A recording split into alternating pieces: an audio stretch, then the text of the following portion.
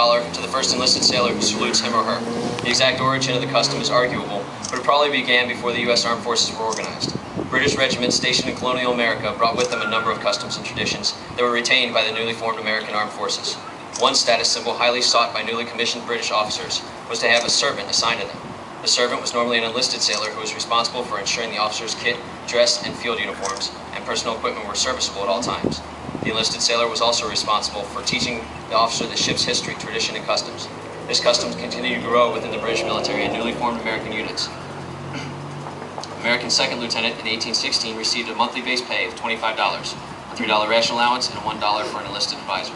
The advisor's pay was later discontinued, but the responsibility for teaching the newly commissioned officer continued. The present-day tradition of giving still $1 for the first salute is thought to have its roots in this relationship.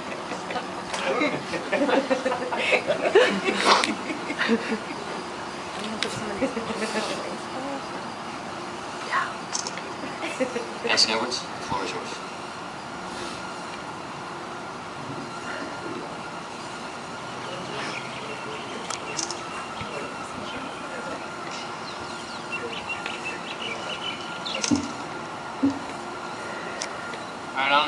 I don't do this in front of people a whole lot. Usually when I'm talking to a crowd, it's a group of 10 to 15 electricians and I'm just yelling at them. So it's a little different for me. It's out of my comfort zone. Normally, if any of you guys know me, have worked with me or hang out with me at home, you know that I'll keep talking until either somebody laughs or you guys get tired of listening to me and you'll go home. So I'll try to keep it short. I need to thank some people that got me here. And I need to stop saying so start that. Master Chief Nibs, I know you're out there with that brand new mustache. Appreciate you being one of the first EDMCs that stood by me and believed that I could do the things I needed to do as a chief. Let me run my people. I really appreciate that. Captain Kerr,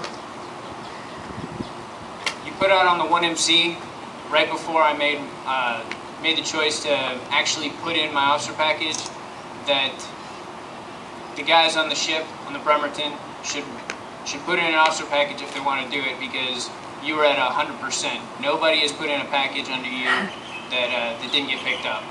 So I took you up on that, and again, you let me do what I needed to do with my people, and you saw something in me, or you just signed the paper. Hopefully it's the first one. I really appreciate that, sir.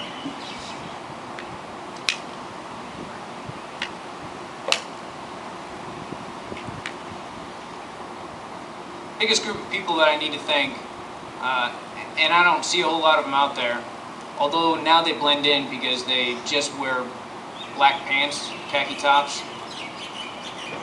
Sailors that I've worked for, worked with, they're the ones that make us look good, and they obviously did that job for me. And they're what it's always been about. When I was a second class, I wanted to take care of my people. And when I finally made chief, I thought I could do it. Hopefully I can keep doing that as an LDO. On the same lines, a lot of people will say that once a chief, always a chief. If anybody ever needs me in that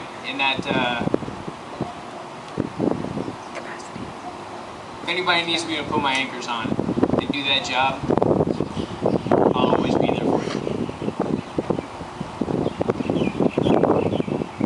Chiefs quarters, chiefs on the Houston, chiefs on the Bremerton, chiefs everywhere that I've ever been have opened their arms to me as a chief, one of their brothers, and either taught me or learned from me. And that's some teaching that you don't get anywhere else. You definitely don't get it anywhere like you do in the submarine force.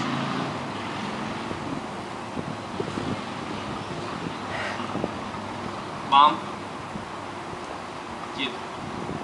you believed in me when I was younger, and you believed in me my entire life. You didn't get as involved. You didn't baby me like other mothers do. You let me fall on my face a few times. You let me procrastinate away from getting my eagle when I was a Boy Scout. Got right there to the edge and couldn't do it. You let me learn a lot of things. You made me learn a lot of things, and you're definitely part of why I am who I am. Dad, you taught me a lot about being a chief. You taught me how to be a father without actually being at home, even though I know you wanted to be. Can't thank you enough for what you put into my life. Sydney, I watch you grow from a distance.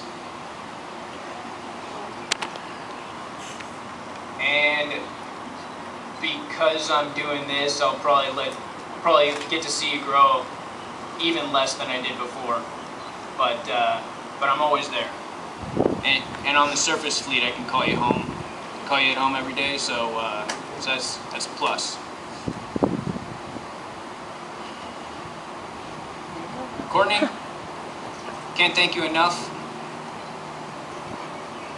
You made me want to be a better man. 2 years ago, you gave me an ultimatum. Maybe not an ultimatum, it was you do this and I'll do that. People don't need to know what you put into the bargain. And now I got their minds working, so that works for me. But you told me to get my officer package in while I was on deployment, and, well, you'd work your butt off the entire time I was gone too, and we came through for each other, and that was huge.